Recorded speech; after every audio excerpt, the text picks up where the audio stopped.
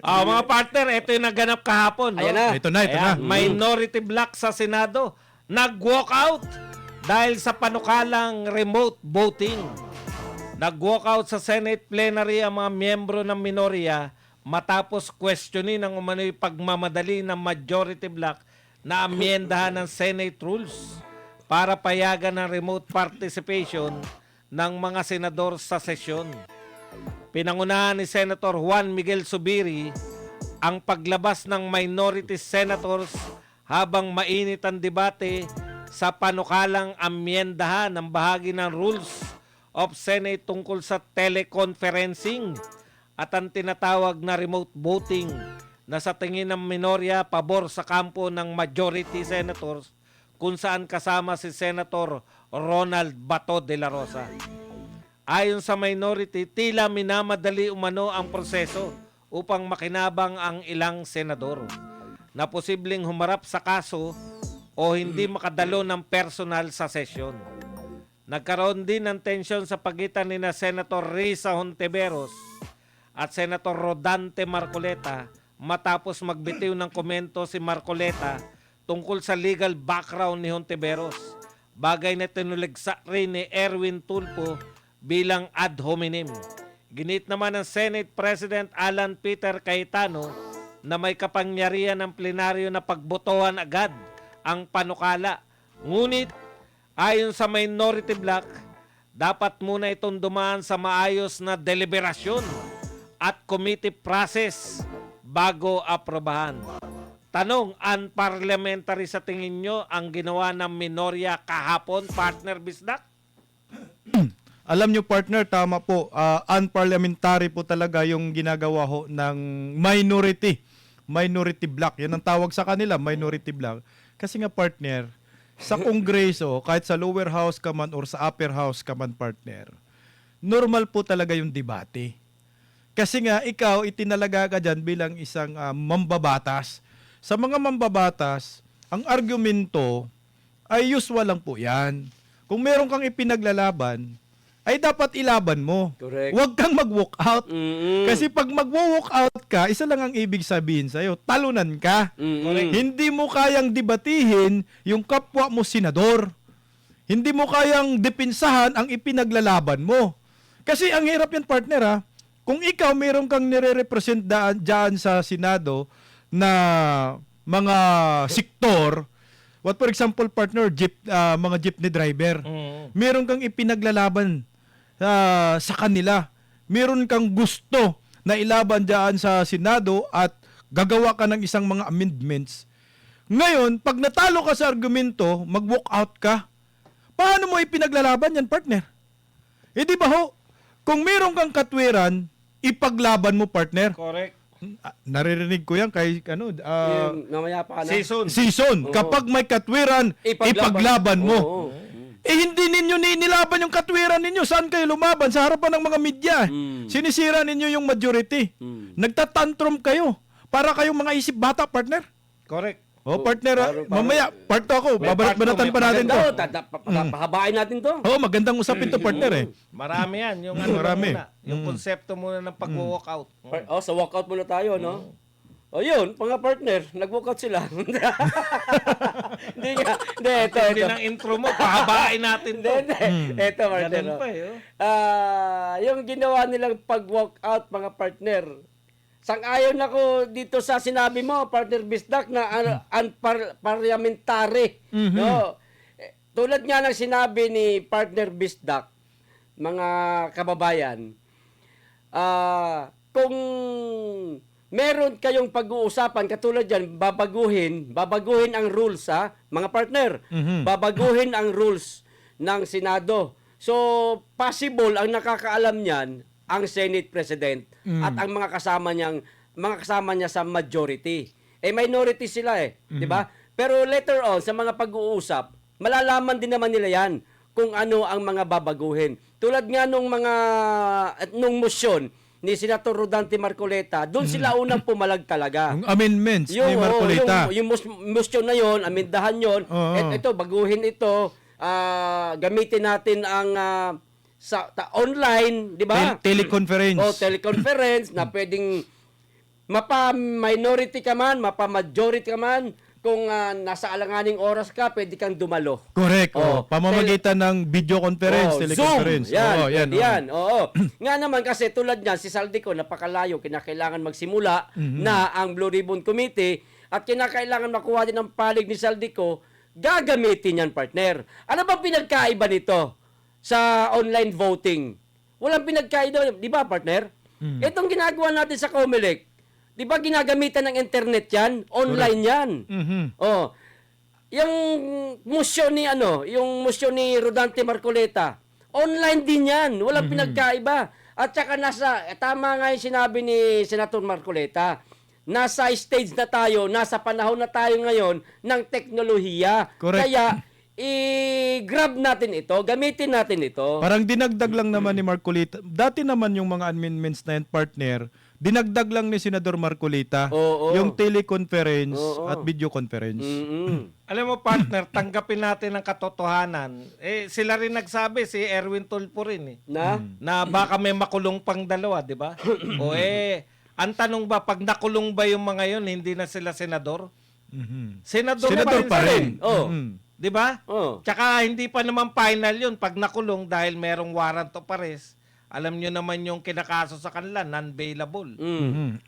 Kung makulong ba sila, nawawala na yung karapatan nila sa maging senador? Correct. Hindi dapat. Hindi Di ba? Kasi pandalas yan.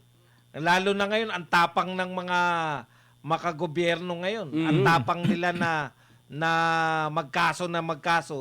Ang tapang nila laban sa mga kalaban nila sa politika. Wala nang hiya-hiya ngayon, partner. Kaya nga. Talagang pagkalaban ka, ipamumuka pa. Ito mangyayari sa mga kalaban. Kakasuhan namin. Di ba? Pero pagkakampi ka, wala kang kaso. Si Tito Soto, tinuro yan na may maleta Oh. Nung 18 na Marines. bakit Ex-Marines. hindi sinasama sa investigasyon yan? Tsaka ang tagal na ng panahon na sila Jinggoy Estrada at Joel Villanueva na sinasabi na kakasuhan. Pero nung napunta sila sa majority, tsaka sila tutuluyan ng kaso. Kitang-kita mo, partner, yung ngayon dito tayo sa walkout pala. Mas layo. Partner, partner, merong nag-comment, partner. Oh, yan. Sige. Tama po, trabaho ng senador mula pa kay Fred Lumba. Tama, trabaho ng senador ang paglaban ng katwiran mo. Pero umatras ka, di talo ka, pikon. Oo, yan. Pikon kayo kasi nakakahiya kayo, Subiri, JB, AJ, Tulfo, Brothers, Risa, Lacson, et al. At crybabies kayo. Eto lang po totoo yun, ng Senado po dapat debate ng debate. Hindi po pwede na alam nyong matatalo kayo, i-walk out nyo lang. Correct. Hindi po ganyan ang dapat tanggapin nyo, minority kayo, lugi talaga kayo sa botohan.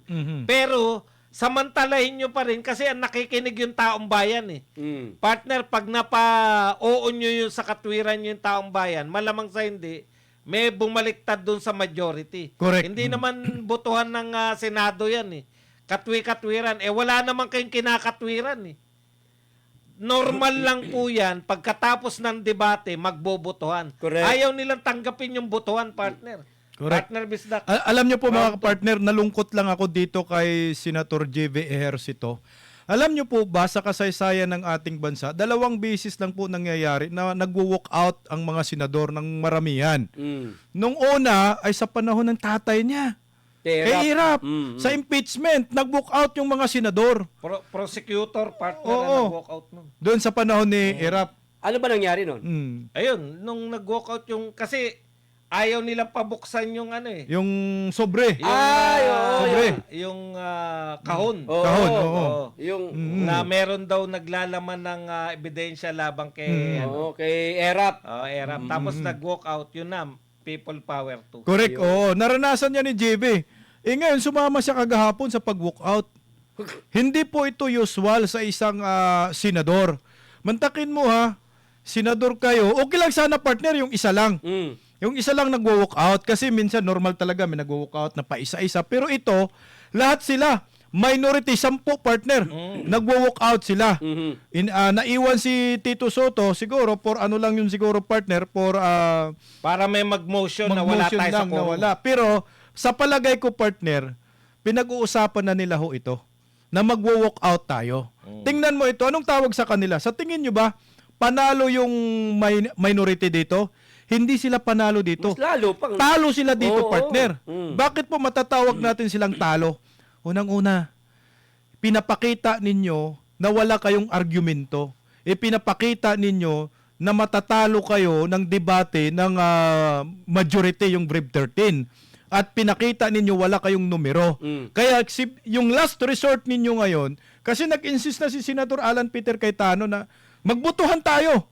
I-divide natin yung House. Correct. Siguro na sa tingin nila alanganin tayo sa boto, teka mag-walk out na lang tayo para walang quorum, walang butuhan na mangyayari. Yun ang Ayun, nakikita natin, partner. Thank you very much po at 1.1K viewers na po tayo, no? 1,100 viewers na tayo. Maraming salamat po sa mga tutok ninyo. Partner, bago kay KPL, basahin muna natin si ubusin nyo muna yan, dami niyan. Malonzo. Nung time na nakakulong pa si De Lima, nag-request din sila Kiko na payagang maka-join pa rin sa hearing at conference sa Senado via Zoom. Kita nyo? O, diba? Tama ka dyan, partner. Partner, ang pizza yan po, ni-request. Ito, pinakadetalye, no? Ni-request ni Pangilinan yan, May 5, 2020. Ito ang source natin ay Inquirer. At pinagbigyan naman. Oo, pinagbigyan. Nakagawa pa nga ng batas si De Lima eh. Oo. Sabi Pangilinan, ask Senate to allow De Lima joint teleconference sessions. Walang kaibahan sa amendments ngayon ni Senador Marcolita patungkol sa teleconference. Parehong-pareho. Oo. Tingnan mo, partner. Pag sa kanila, partner, pupwede. Ayun. Walang palagan. Di ba ho? Pero dito naman, dahil nakagin dito, Pro Duterte, hindi po pwede. So anong pinaglalaban nila sa kanilang pagbo-walk out? Dati rin naman pala, ginawa na nila ito kay De Lima, partner. Masyadong entitled tong mga taong ito, mga partner. Correct. Para bagang ito alam natin nasa minority na sila. May bago ng majority. Parang ganito ang nataga sa isip nila eh. Teka, kahit na kami minority, kami pa rin masusunod. Oh. Kasi dikit kami doon sa taas. Parang ganoon ba, 'di ba? Hindi ang ginawa nila, partner, alam mo yung immature. Yan, immature, ha? At walang kakayahan sa debate. Hindi nila kayang lumaban sa debate. Correct. Oh, kasi walang masama doon sa ginawa ni sa motion ni Marcoleta eh. Idadagdag lang naman yung motion niya na yon, yung amendahan. Kaunti lang naman yun eh. Para sa lahat lang naman na mapagbigyan ba na makadalo sa teleconference na yan. Kaso, ang nangyari dito sa minority, alam mo yung iniiwasan nila, partner? Si Bato na hindi makaboto sa impeachment ni BP Inday Sara. Halimbawa, pag nagsimula ng BRC, si Saldico hindi makita sa Zoom at magkapagsalita. Isa yan sa mga iniiwasan nila eh. Kaya yan sila nagagalit. Oh, yun lang. Alam na ng tao yan, partner. Ayun nga, partner, senador kayo eh. Nagtatampo pa. Kasi nasabihan sila ni Marcoleta na mahirap yung walang background. Walang legal background. Ayan. Walang legal background. Ang problema, dinadamdam nyo yun. Totoo namang wala kayong legal background. Tanggapin na lang, partner. Hindi no? naman kayo abogado eh. Correct. Ang kakatwiran nila, isang dekada na akong senador, sabi ni Hontiveros. Hontiveros. Ano ngayon? Yun na nga eh. Dagdag nyo na sila Tito Soto at saka si Ping Lacson. Alam nyo, sa totoo lang po, nagpapasalamat tayo kay Marcoleta kasi ang tagal na, ang akala natin dyan sa dalawa na yan, magagaling eh. Aminin natin, partner, sa tagal nila, di ba? Correct. Tapos naging Senate President pa, naging Mr. Expose pa isa. Yung pala, kaya pala noong mga panahon na buhay pa yung nariyan pa yung mga magagaling talaga. Sila Miriam Defensor, sila Joker Arroyo, sila Gingona, lahat ng mga sila Enrile. Kaya pala hindi naman parang si Lito Lapid lang yan si Tito Soto. Tahimik lang yan. Tahimik lang sila. Yung kaya lang sila ngayon po umiepal-epal na dahil wala na eh. Sa tagal nila. At saka wala talaga mapiga. Ibig sabihin, na-expose sila lahat ni Marcoleta na yung quality ng ating Senado, wala talaga. Tapos magagalit lang si Erwin Tulfo. Magtatampo lang siya sa sinabi ni Marcoleta na ang minamaliit, ad hominem na sinasabi. niyo. Oh. Alam nyo, hindi po. Kasi alam ninyo na disadvantage yan na wala kayong background sa law. Correct. Pinilit nyo yung sarili nyo na maging senador. Bawal kayong masaktan. Mhm. Matagal na po yung Senado. Natahanan po yan ng magagaling na tao. Correct. Kung hindi kayo magaling, Tumahimik na lang. masasaktan kayo pag sinabi na hindi kayo wala kayong alam. Mm. Basic yun eh. Pinaglalaban ninyo, biruin nyo. Nagdebate. Mm. O anong gagawin natin? Habang buhay tayo, ayaw nyo. Mhm. Ayaw nyong yung amyendahan sa gusto ni Marcoleta. Anong gagawin natin? Divide the house. Very basic yun. Magbobotohan kayo. At yun Ayaw talaga. ninyo. Oh. Yan yung demokrasya. Correct. Oh. Matapos kayo magtalo-talo, mauuwi po yan. Laging mariresolve yan sa eleksyon. Biglang nag-walk out. Partner, may komento partner. Basahin natin partner. Di ba nung si Dilima nakalulong? Hindi, yung sa baba partner. Ha? Sa baba na. Bujen Jerry, Ayan, trabaho ni Boying ipagtanggol ang sindikatong gobyerno. Sabi pa ni, ayan, pabasahin niyo muna yan. Mm. Boses at tanong, dapat managot sila sa pag-walkout nila kahit ordinaryong empleyado. Kung alis ka bigla sa trabaho mo, tanggal ka na. Tama. Oo. Tama. Oh. Partner, ito sabi Sa pa ni... ethics committee, dapat sila Sabi complain. pa ni sabi ni natanda, ay siguro naman napanood yung video. Mm. Ang natawa ko doon sa sinabi ni Tulpo. Hindi naman tayo mga tanga eh. Mm. Journalist tayo, alam natin 'yon. doon pa lang partner. Oo. Mm. Thumbs down na ako sa kanya eh. Oo. Ha? Mm. Journalist tayo. Oh, iba yung journalist sa abogado. Sino ba may gusto na baguhin yung yung ruling Oh. ng Senado? Abogado. Oh. Si Marcoleta, abogado. Mm. Di inamin niya na Actually, partner, walang binago na roles. Dinagdag lang. oo. Sabi ni Senador, ito kasi yung nangyayari, no. Tama si Senator Alan Peter Cayetano at tama rin si Senator Marcolita. Pagdugtungin ko yung sinabi nila. Oo, sabi. Ang sabi kasi ni Senador Marcolita, ang hirap talaga pag walang legal background. Ayun na. Kasi ang bigat- magugulo. Ang bigat niyan. So ngayon, Nasaktan sila nasaktan si Erwin Tolpo, tsaka Nasaktan si din si Ontiveros. Ontiveros, oh. So doon nag-spark. no? Totoo naman eh. Kasi nagtantram na si Tolpo eh. Oh, Pagtatantram ni Tolpo, alam mo, sabi ni Cayetano, out of order ka. Kasi yung sagot niya iba. Oh. Ang sagot ni Erwin Tolpo, ang sabi niya na ad hominem, sabi ad hominem. Oo. Ad hominem. Nagbanggit na Huwag ng mong ganyan. sabihin na walang alam sa batas ang kasama mo. Mm. 'Di ba sabi ni Tolpo? Tapos ang sabi niya, kaya ba ninyo ipinagpilitan ito? Railroad ninyo kasi nga alam ninyo may nilalabasan ng warrant of arrest ng ombudsman na makasama ninyo na makakulong ngayong linggo. 'Di ba sinita siya? Out of order ka, Erwin Tolpo. Sila yung sigaw ng sigaw, 'di ba? Samantala yung majority kalma lang. Kalma lang, tinamaan lang sila sa sinasabi na ang hirap pag walang legal background. Totoo talaga, wala kang legal background. Correct. At saka, tama yung sinasabi ni Marcolita, tumama sa'yo kasi nga, sumagot ka, mali yung sagot mo. Tama. Ang pinagdidibatihan lang naman dyan, ang pagbubutuhan, sabi ni Senador Cayetano, kaya nga sabi niya, out of order ka, kasi nga ang pinag-uusapan, hindi pa yung amendments, kundi ang pinag-uusapan kung yung amendments ay nilabag ba yung roles ng Senado or hindi. Yun ang pagbubutuhan natin, hindi yung pinakalaman ng amendments. Correct. Yung banat niya doon sa amendments na dahil daw may lalabasan ng warrant of arrest. This tumpak, yung sinasabi ni Senador Marcolita, ang hirap talaga pag walang legal background. Tingnan mo kung anong binabanat mo, kung anong sinasabi mo. Ang layo. Ang layo ng banat niya sa pinag-uusapan na pagbubutuhan, partner. Alam mo kung ano yung nire-react ni Marcoleta na basic na legal background? Mas mataas yung plenary kaysa sinasabi niyong rules. Nakita niyo yung mga walang background sa batas? Sabi sila, si Ping Lacson, tsaka sabi, rules ang sundin natin. Aha. Ito na nga yung plenary.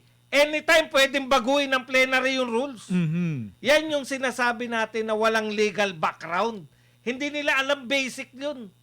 Hindi naman yung rules nyo, hindi naman constitution yan eh. Mhm. Na kinakailangan ng CONAS bago baguhin. Correct. Kinakailangan ng CONCON.